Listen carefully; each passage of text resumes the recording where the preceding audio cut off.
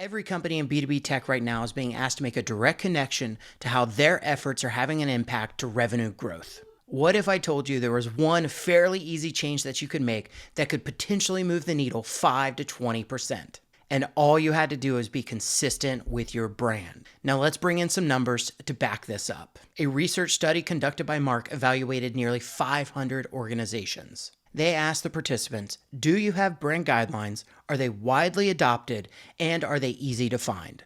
And the results might be somewhat shocking, or you might relate completely. 15% said they don't have any brand guidelines. 23% said they do have brand guidelines, but only the creative team uses them. And 13% said they don't use them and don't even know where to find them. This means that slightly over half, 51% to be precise, are not using their brand consistently or to their fullest potential. And if we add the 19% that said they do have brand guidelines but are rarely used, that makes this total 70% of organizations that are putting out inconsistent brand that is tarnishing their brand's trustworthiness and credibility. What the rest of your organization may not know is how important your brand is and how connected it can be to revenue growth. This data tells us that a large majority of organizations are putting out inconsistent messaging and inconsistent visuals. Brand consistency and reliability have been shown to be great contributors to revenue growth. Mark found that 32% of the participants found that using a consistent brand actually had a direct impact to revenue growth.